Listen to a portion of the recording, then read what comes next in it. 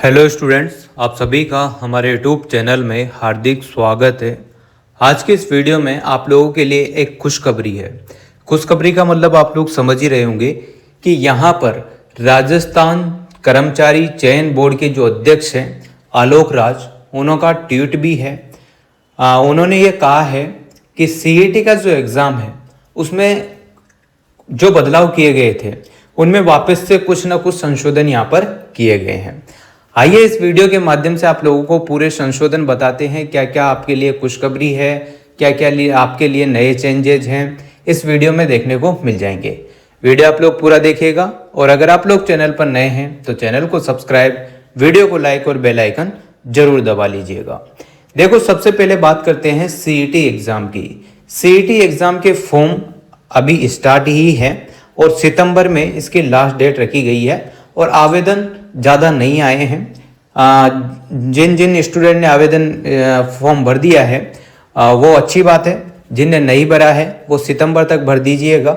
उसके हिसाब से यहाँ पर 11 या 12 वैकेंसीज आने वाली है। अब ये जो सीईटी का एग्ज़ाम है वो 1 साल के लिए ही मान्य है। इसमें जो भी आप मार्क्स लेकर आएंगे वो 1 साल के लिए मान्य है। इस 1 साल के अंतर्गत अगर कोई वैकेंसी गवर्नमेंट निकालती है तो आपका अगर उधर सिलेक्शन होता है या आप उसमें पास आउट होते हैं तो आपके लिए बेनिफिट है, और अगर नहीं होता है तो फिर से आपको सीईटी का एग्ज़ाम देना होगा। ठीक है, 1 साल के लिए ही ये सीईटी एग्ज़ाम वैलिड है। ठीक है, अब देखो इसमें कुछ संशोधन हुए थे जो कि आप सभी को पता है।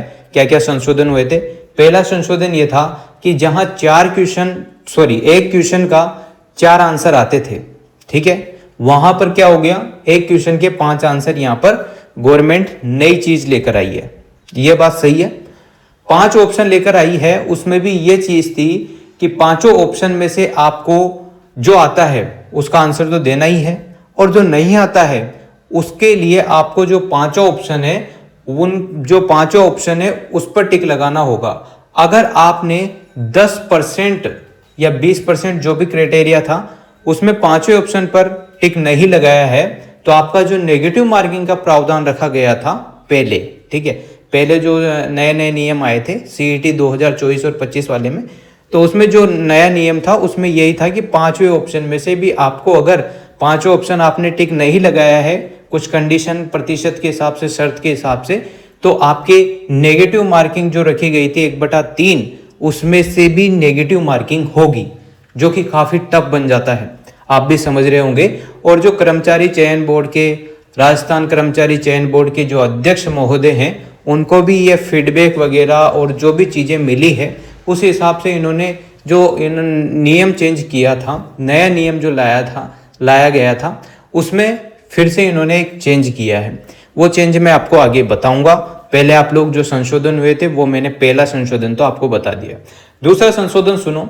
दूसरा संशोधन ये हुआ था कि सीईटी का जो एग्जाम है, कॉमन एलिजिबिलिटी टेस्ट, ठीक है, समान पात्रता परीक्षा, जिसमें यहां पर क्या किया गया था कि आप लोगों के लिए नेगेटिव मार्किंग का प्रावधान भी लेकर आए थे।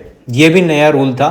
बाकी एंट्रेंस एग्जाम में, चाहे कोई सा भी एंट्रेंस एग्जाम आप लोग ले लो, बड़े से बड़ा छोटे से छोटा, उसमें नेगेटिव मार्किंग नहीं होती है।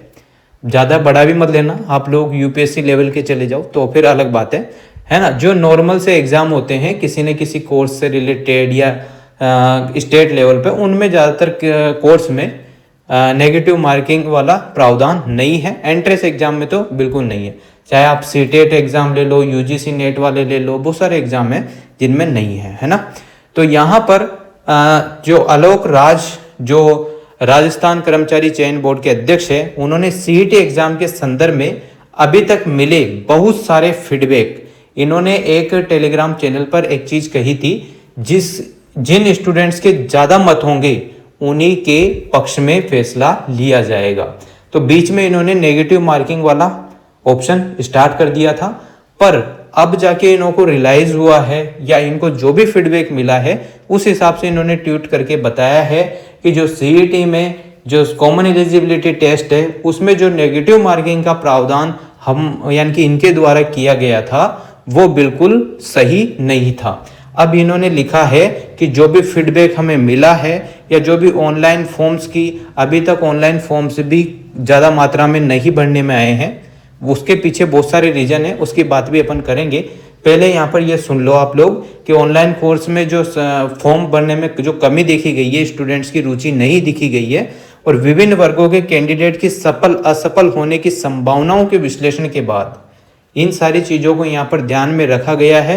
उसके बाद जो सीईटी एग्जाम है उसमें नेगेटिव मार्किंग को वापस से इन्होंने हटा दिया है, यानी कि अब आप लोग 40% का जो क्राइटेरिया था जनरल कैटेगरी के लिए और ओबीसी एससी एसटी वगैरह जिन जिन कैटेगरी के, जैसे जनरल ओबीसी के लिए 40% का क्राइटेरिया रखा गया था सीईटी एग्जाम पास करने के लिए, 1 साल की वैलिडिटी है।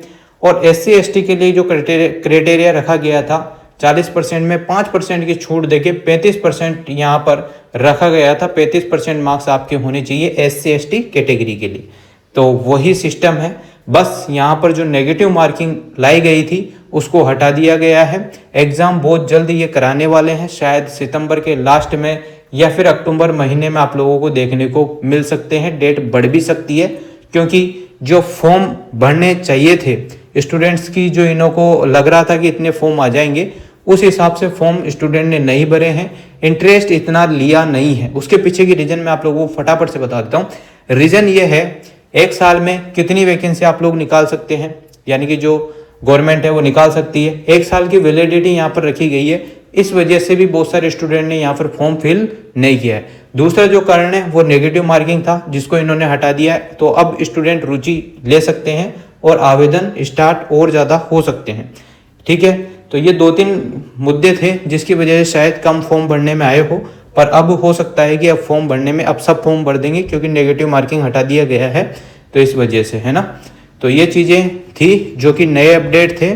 और बाकी बहुत अच्छा है कि नेगेटिव मार्किंग नहीं रखी गई है क्योंकि सिलेबस बहुत बड़ा है और उसमें भी आप लोग नेगेटिव मार्किंग थी तो स्टूडेंट काफ़ी परेशान सा और उदास सा हो गया था। और अब वापस से उसके अंदर एक नई जान आ सकती है और वापस से वो तैयारी में जुट सकता है। और मेरी तो यही राय है कि 1 साल का ना करके तो इसको 2 या 3 साल का कर दो, ताकि जो वैकेंसी है वो भी तो आए। ठीक है, बाकी ये तो गवर्नमेंट ही जाने। वो जो नोटिस आया था वो मैंने आपको बता दिया। वीडियो अगर अच्छी लगी हो तो like comment share and subscribe.